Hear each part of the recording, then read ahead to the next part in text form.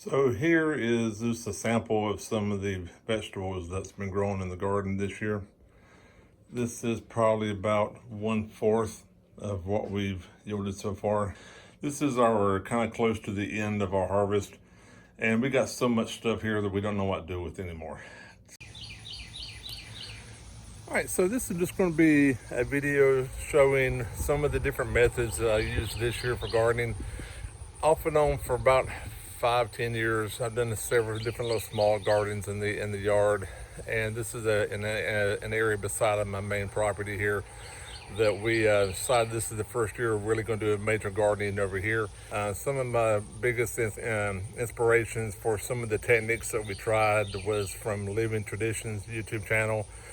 Also, Roots and Refuge, they had a lot of good information too. I feel like we've kind of combined a little bit from each one of those and kind of tried various different things. I liked what some of them mentioned about just experimenting and trying some different ideas. And so mainly I'm making this video just for a record of what the results of some of these experiments were. Right now we're nearing the end of July, so it's kind of near the end of the growing season for most of these items that were planted, because most of we planted right after the end of frost, close to, about halfway through April. There's a few things that have been planted later, and I'll mention that as we go through it here. So, and there's a couple different techniques that we've been working with. Majority of it has been pretty much, to be honest with you, has been more of the ground cloth that we'll show you here in a second. The good thing about the ground cloth is it lets the water go through the fabric. It's not just flat plastic, for example. And now I want to be honest with you. This is pretty raw. So there's some weeds, there's lots of dead plants, but I want to show you what's happened at the end of the season. I could have came out here 30 days ago and showed you, ooh, look how pretty it is. Ooh, no weeds and everything's green, lots of tomatoes. But this is at the end. This is kind of like what's happened over the season. All right, this right here is the main section that we have planted. All right, so, and now back when this was laid down, and I'll attach a picture here in a second. I'm gonna go back and edit the video where you will see how it was before we planted anything or had anything really growing. This is all covered in the weed fabric, and basically your holes are melted in the fabric. As you can see, there's individual holes spaced apart appropriately, and there's overlapping done, and then these staples right here basically are pushed down in there and go down to hold it together. And I like these right here because they have a little cover, makes it a little easier to pull them back up and help stop weeds from growing through those holes. But as you can, the main purpose of this is to stop weeds. But as you can tell, weeds do still grow. And yeah, I got a little slack closer to the end of the season, all right? But I will tell you, the weeds in this property have been horrible. I've never had gardens to do much because they just get choked out in the weeds, even when coming out here every few days, all right? But it's definitely made it a lot more manageable. That is for sure. This is something my wife heard about, was putting some flowering plants. We do have these occasions throughout the garden. There's one there. You can see a couple over there. Typically, I had them at the end corners. A couple different reasons. One, I forget what these are called, but they kind of are an insect repellent, and also they nothing to attract pollinators for bees and everything. But the cattle panels here basically came from Tractor Supply, and we bought those because they should last forever. Not quite forever, but many years. And they just attached to this post after you're hammering the ground. I had them, you can see about how far I had them off the ground there.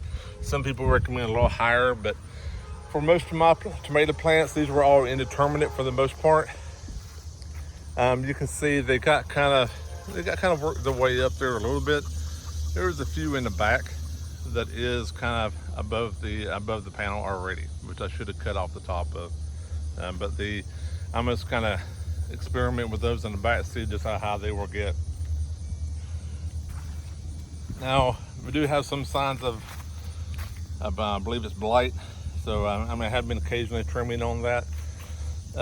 Now, I really kind of did a lot of trimming on these plants as they were growing. I kept out a lot of suckers, or some people call them elbows, like we're right here. You can see it right there. So almost 90% of these were removed when they were smaller, especially. So that way we basically had more of one single stalk coming up here. Now there was an example of one that did fork off. I didn't catch it soon enough, so there was a double stalk here. But for the most part, you can see most of them are single stalks that came up. So that way they kind of focused more on going upwards. Now, granted, that did lead into, I felt like, less issues with disease. And I'll show you some other ones I didn't maintain so much. But I don't think I'm going to go quite so crazy next year on the grooming. I want them to get a little bit more bushier. Because I guess I feel like they were kind of scrawny. I mean, yes, I mean, there were some that turned out really good, especially like those on the back row there.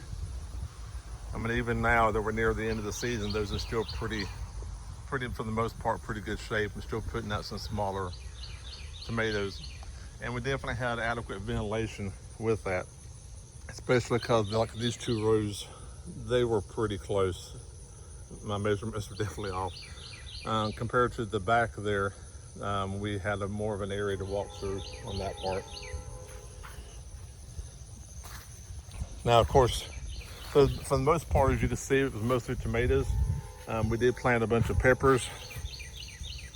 So we have mostly green peppers, like we see here. And then, of course, we have some other peppers that we planted, even some, I think these are banana peppers, but they're not here. Yeah, there was some banana peppers. And these are kind of coming in better production.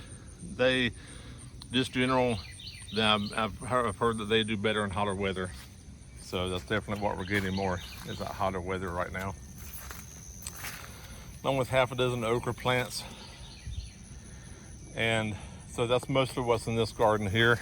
Now, these sad guys right here, these were cucumbers. And there's a few in there I do need to harvest.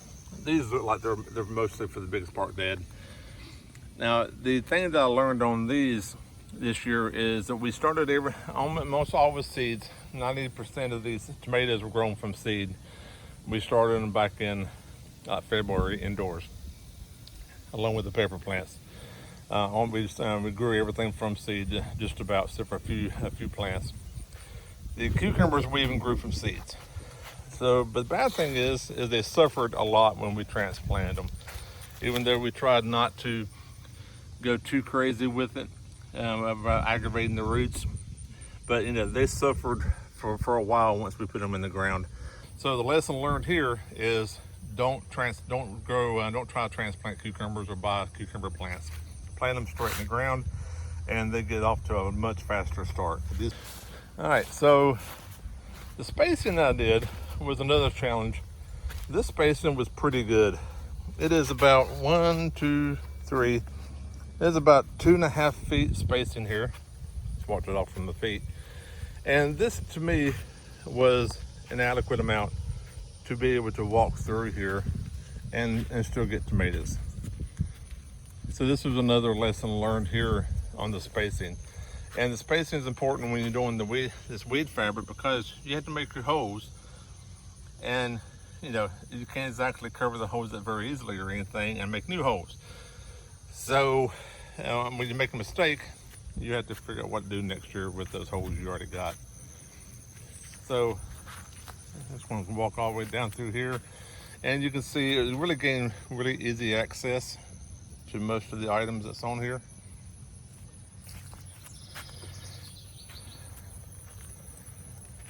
Now, one problem we had with our tomatoes, we had a free pack of white tomatoes.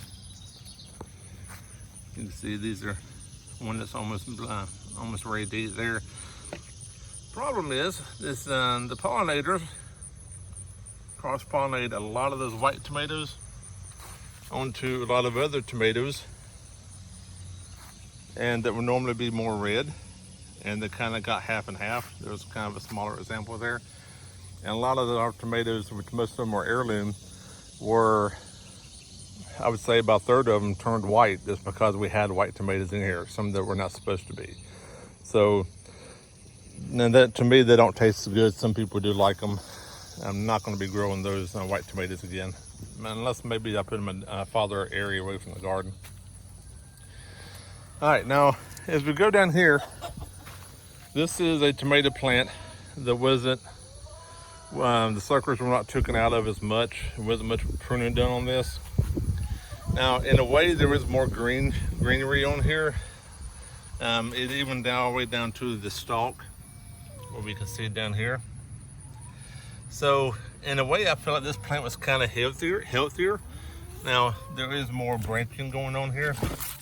You see that branched off there, then there. So, you would say this should affect the height, but this one is right up to the edge of this cattle panel, and it's still growing some more baby tomatoes. So, I feel like because of the ventilation that apparently that I have through here, even though this one wasn't really pruned hardly at all, it actually did better in my case. So next year, I'm just going to do more minimum amount of pruning. This was a little experiment we did. Didn't just put any of these up to see what would happen. Really, we just ended up with so many tomato plants, it was ridiculous. And I put these in the ground to see what would happen if they weren't put up at all. So you can see, I mean, they technically still are growing. There's one seed, it's not rotting yet. Now, if we did do the straw, it's mulch around these. And I even mixed these in with potatoes. See that right there is a potatoes plant right there that's about ready to be harvested. Harvest just turning yellow. We did do 2 rows of potatoes. In all this, they had chicken manure mixed in with it. And those were the store potatoes that started having eyes, and we planted. We probably got about 3 out of, there was 1 row here where these pumpkins are planted that had potatoes in it.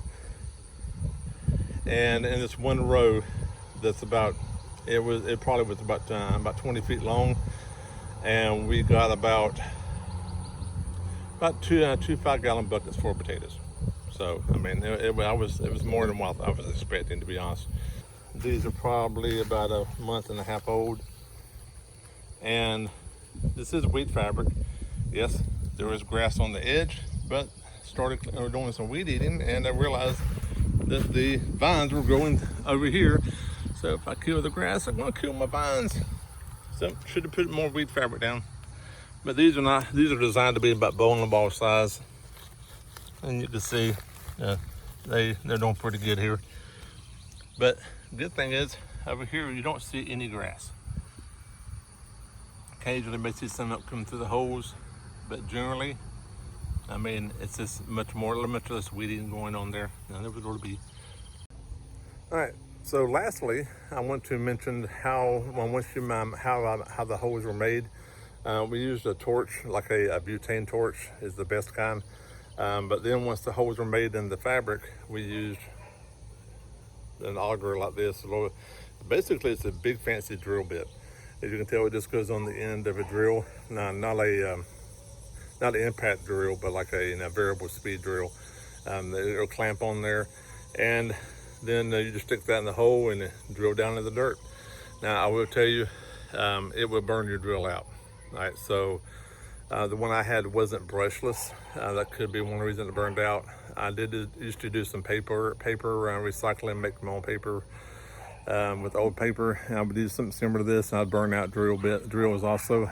But because the drill will get hot, so you need to give some time to cool off, or they'll start melting on you and burning at the motor. But this is this is awesome right here. I think this is probably about about 2 to 3 inch size one. First one we got was on like an inch and a half. It wasn't big enough at all. But this was plenty enough to drill a hole, If it had tomato, we can drill it all the way down there. And then at the bottom of the hole, we'd put a little bit of fertilizer mixed in with some dirt.